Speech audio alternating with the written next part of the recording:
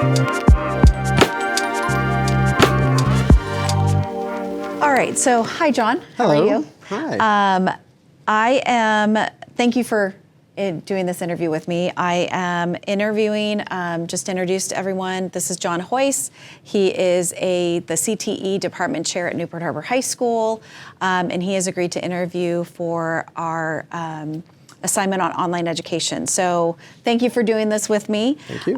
Can you give us a little background information about yourself and what you do with our CTE program here? Yeah, absolutely. So I have been teaching CTE now for 10 years. And before that, I was an English teacher, although I would say that I've always been involved with technology, even when I was in the English department. For a while at our district, I was a tech TOSA, and sorry, not a tech TOSA, a tech fellow, and then I also in charge of the kind of tech mentorship here on campus. So we're like our school site tech coordinator. Yep. Okay. Yeah. And then through CTE, I was given the opportunity to teach video production. This is something that I went to college for. Never thought I would ever do it in the future. Went on to become an English teacher, and then when the opportunity opened up, I was able to tap back into some of those skills that I learned in college. And now I run a television production broadcast course on campus. It has 3 levels, and we put out a show every 2 weeks. So it's an exciting course to have on campus. Yes, and you have done a tremendous job with the program and the growth I've seen with it over the last 10 years. It's amazing. And as you can see, we're in the TAR TV production room right now. Yeah. So what technology and innovation are you primarily focused on in terms of bringing this video production to us? Yeah. So one of the coolest things about video production is that it's a program that wears a lot of hats. So we use technology for all sorts of things, not only to run the cameras and all the electrical equipment. I've found that we are significantly more and more using computers to run a lot of the camera equipment and working with the camera equipment. So our students even need to have like a an entry-level form of programming and things like that, which is kind of neat. That wasn't around 10 years ago in a program like this, but more and more they're using this to program our lights or to work with certain automations and different things like that. So that's kind of neat. And then we also use we use technology for writing scripts, and then maybe we'll get into talking about AI and things like that later. But when is an important time to use AI to help with script writing? When is it not? That becomes a topic that we talk about quite a bit. We also use technology when it comes to even the enhancements of videos, and maybe even how to, when we want to use things like what we call bumpers or elements that kind of mesh 2 videos together, or when we want to use introductions to people and we have kind of title cards and things like that. Before we used to do that all by hand, then in Photoshop, which is all technology, but now we're using tools like Canva, and we're using things that are much more simplified but gets the job done quicker. That's so awesome. So within the TAR TV production, you have incorporated an online course into the curriculum. So can you tell us a little bit about the online course that you brought into TAR TV? Yeah. So one of the things that CTE and both school districts are always looking for is a way to involve dual enrollment, a way that you could get students the ability to have a class, like a college class, but also in a high school setting. So I was approached and given the opportunity to teach a dual enrollment class in Photoshop alongside the class in here. And so I did that for a school, Coalinga College in Central California.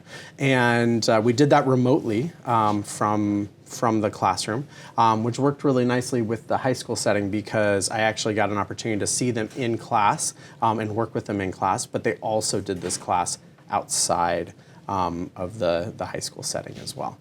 So with that, the actual college course that they were doing was all online.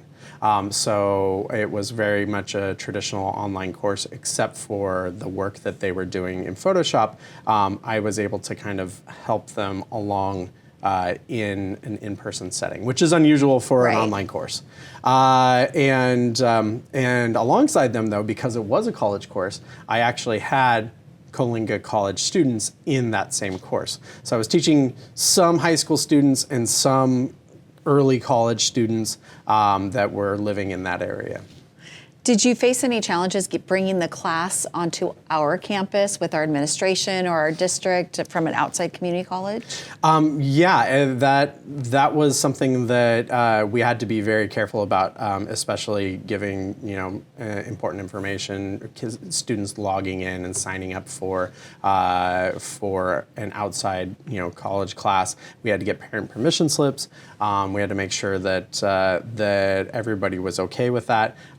I had to get alternative assignments in the classroom itself that the students could work on if they opted out of the college course itself, so that they would have the same rigor as everybody else, but they wouldn't be actually doing it on the college campus. Although it became a big hit, a lot of parents really enjoyed that, liked having the ability to have a student earn college credit, but the challenge on the other side of it was that the high school students, these were often freshmen, were taking a college course online for the first time. So there was a lot of things that, the hurdles that they needed to overcome, like deadlines, and oftentimes that was where having them in person was a benefit as well. But it was kind of double duty for you, Yep. because you were teaching in person, but then also trying to get them to do their assignments online. Yeah, and then the whole point of a class like that is that they were also doing their high school work for me. This was an above and beyond type of assignment, so they would kind of split their some of the work that they would do. I would introduce it online. I would offer a time where they could take it here or work on it here, but other than that, most of my interactions with them were online. Awesome. So what about some benefits? Did you see any benefits for the students, the high school students taking these? What were some of those benefits? Yeah, so aside from having the experience of what a college course was like in the high school setting, they also would benefit from having to be able to, or being able to work at their own pace most of the time outside. So having the ability to kind of work on a project and then without having just the parameters of the hour and a half bell time that we have. Right. So so working on Photoshop and having the ability to work with that. That was very important, and then also it gave them, I think, part of the anonymity of an online course gave them much more ability to, or some of them, the ability to be more open with their discussions and ask for help. And whereas in my normal everyday class, oftentimes people will be silent because they don't want to be the one to ask a question, even though we know that there are like 15 of them that probably still have questions about the same thing. They just want to be the brave one. But in an online course, they were able to do that, and that was very nice.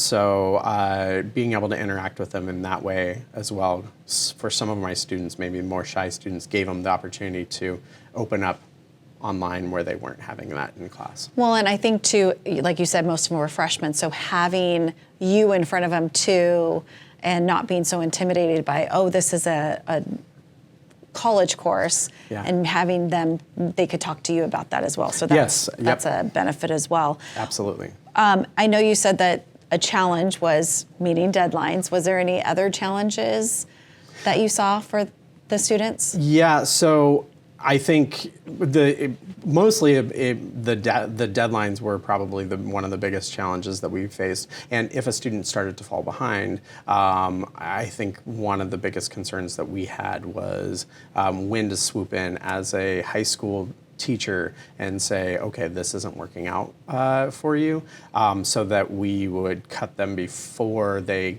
earned a F on a college transcript. Right. And so that part, having a safety net for that was abnormal, I think, but given the circumstance that they knew that these students were doing this, that was the important part of it. So that making sure that they were just keeping up and aware of the workload on an online course. Online coursework can be, can kind of be bulky.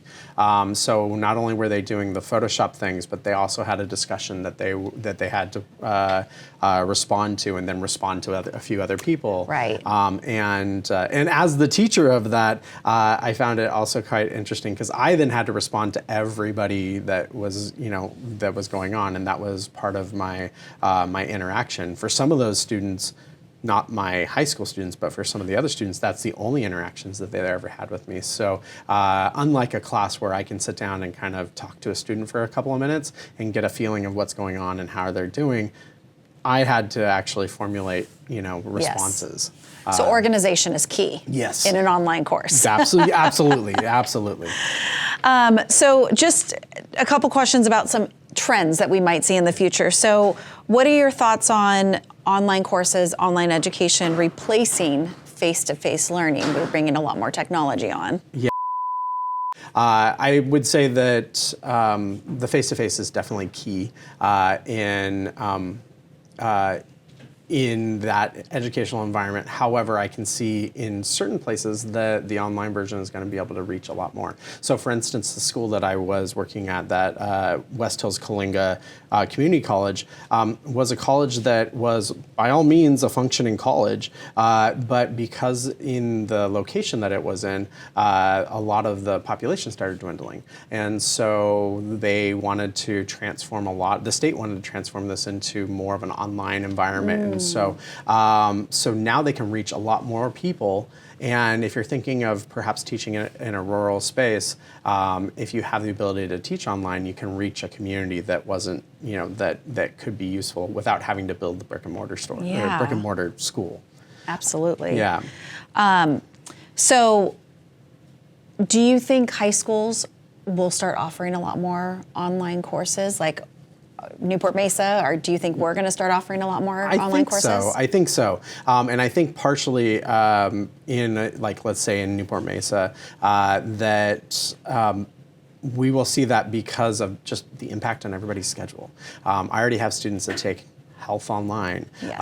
Or I have students that take some of their other classes or language online at a community college so that they can take classes like mine. Yes. So that is one of those things that I think is going to happen. You're going to see is that as kind of their schedules get impacted with things, or their athletes, if they take some of those classes, then they could also take something like an art that they're really excited about. I think that more and more we're going to have versatility is key, right? So having the ability to be versatile, and I think is the biggest thing. And like you said, opening up, because their schedules are so impacted as them, and so opening up more classes so they can do things like this would be awesome.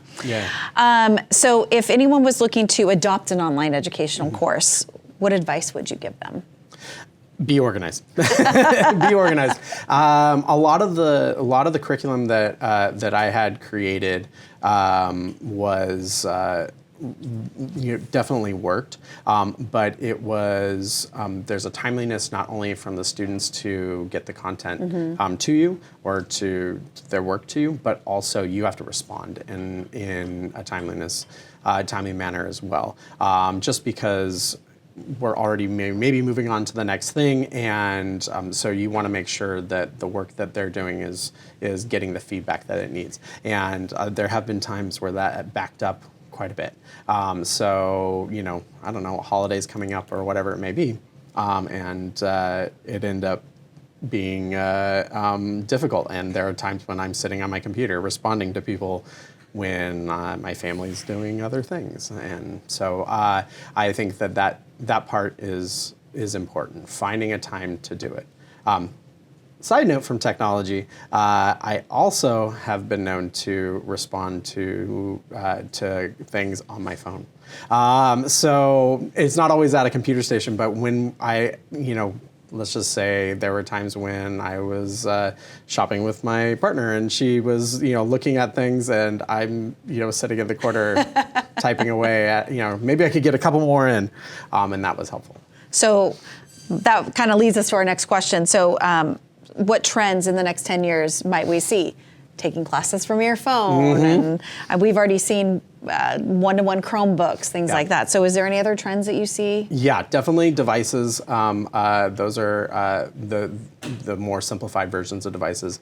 You'll see that, tablets, phones, things like that. I do think in some instances in my video production world, we are actually getting into the use of VR, which is kind of neat, and not using it in like the headset world, but in the use of virtual studios. So whereas what you see right now, we're on a green screen, in the future we can use VR tools to put onto the camera, and now we can move the camera with what's called parallax, and we can pretend like we are in a much more fancier studio, different, wherever, so tools like that.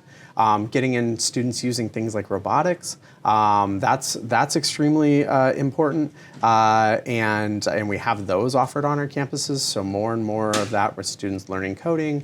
That being said, the use of AI and learning and when and how to use that, that's going to be in all classes. Right. And then also we have even in other realms, right next door we have our computer science class. We have students that participate in after-school esports, and right now they're using kind of console-based video games. But one of the goals in mind of esports is that at first, when they're playing on the computer-based ones, is the first step is that they have to learn how to build their own computer rig in order to play on that rig. So even I would not be able to do that. Yeah. So technology is not going away. No. Well, thank you so much. That was great information. I appreciate you taking the time to do this. And thank you for listening. Appreciate it. Thank you.